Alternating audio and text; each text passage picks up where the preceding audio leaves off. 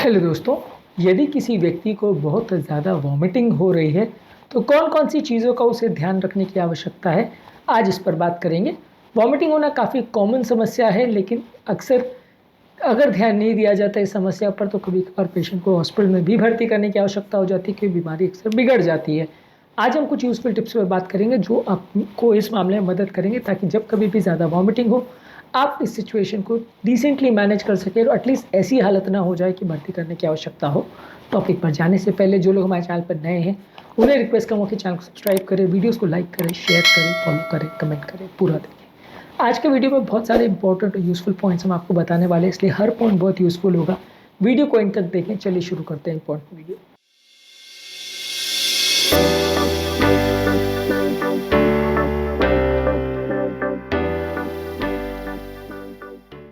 सबसे पहला और बहुत ज़्यादा इंपॉर्टेंट चीज़ है कि बॉडी का हाइड्रेशन मेंटेन करना ज़रूरी है।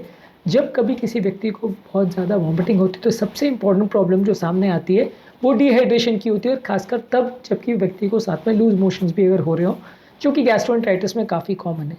जब कभी ये लीथल कॉम्बिनेशन साथ में आता है, बहुत सारे लोग की जान भी चली जाती है। इनफैक्ट डेवलपिंग कंट्रीज़ में बच्चों की मृत्यु का सबसे इंपॉर्टेंट कारण ये सिर्फ लूज मोशन का प्रॉब्लम होता है, जिसमें मैनेजमेंट में सिर्फ थोड़ी सी एंटीबायोटिक्स और थोड़ा सा हाइड्रेशन मेंटेन करना ही एकमात्र चीज़ है जो ज़रूरी है।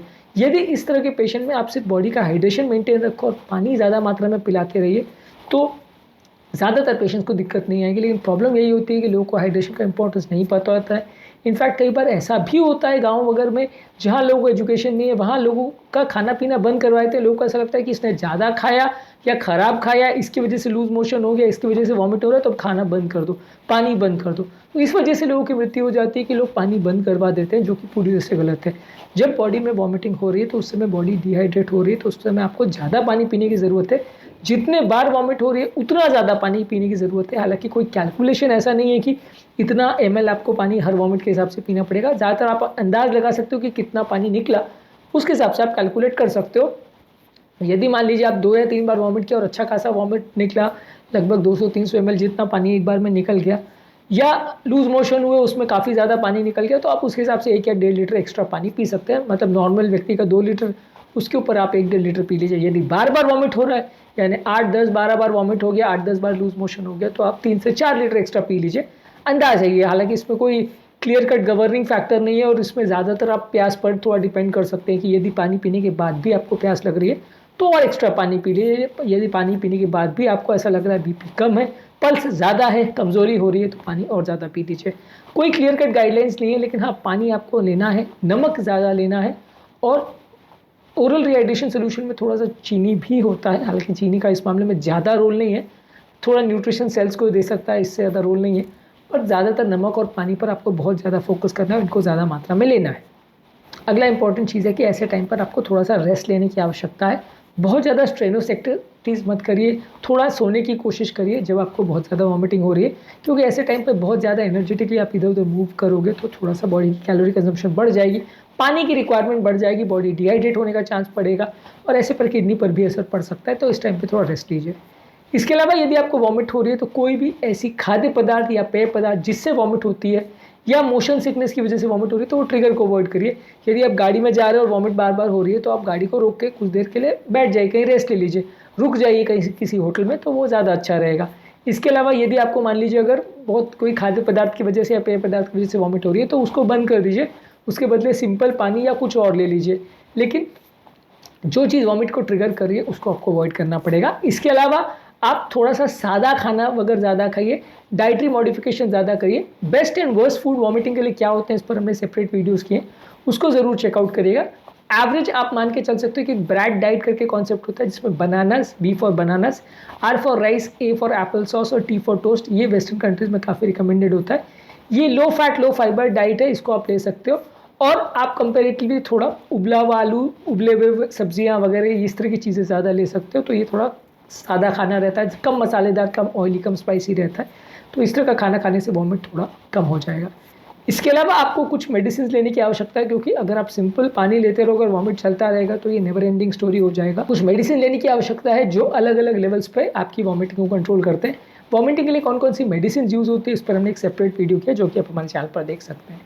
इसके अलावा आप ठंडे पानी की पट्टियाँ गले पर या गले के पीछे की तरफ इस तरफ पर कर सकते हैं, सर पर भी कर सकते हैं।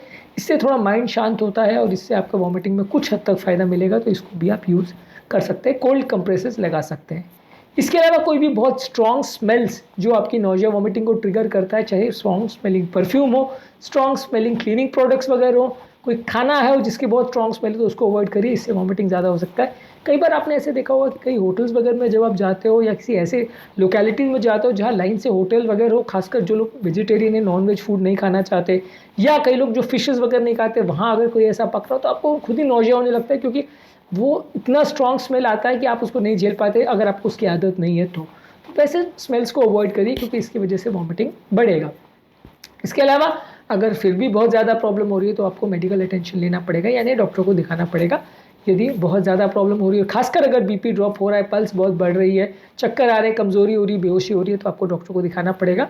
इसके अलावा जो भी वॉमिटिंग से रिलेटेड साइन सिम्टम्स है, डिहाइड्रेशन से रिलेटेड इशूज़ है, उसके बारे में जानकारी पेशेंट को होना आवश्यक है, ताकि अगर इस तरह का कोई इवेंट आपको या आपके परिवार में, और खासकर अगर बच्चों को हो, तो आप उसको प्रॉपर वे में मैनेज कर पाएँ। बच्चों में इसको मैनेज करना और ज़्यादा ज़रूरी है, क्योंकि बच्चों में बहुत जल्दी पानी बॉडी का कम हो जाता है, बहुत जल्दी ही बच्चे खराब हालत में चले जाते हैं अगर वॉमिट बार बार उनको होता है, तो उसको बच्चों में मैनेज करना और कई बार बच्चों को भर्ती कराना भी आवश्यक होता है।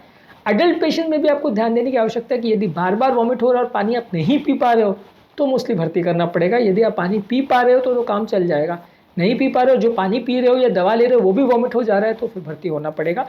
एक बार जब सिचुएशन बेटर हो जाती है, आप हॉस्पिटल से डिस्चार्ज लेते हो, तो आप फॉलोअप करते हो, खासकर तब जबकि ये वॉमिट बार बार हो रही है, तो आप फिर इसका कारण ढूंढने का प्रयास करते हो कि बार बार वॉमिटिंग क्यों हो रही है, और फिर उसका उस हिसाब से ट्रीटमेंट करते हैं।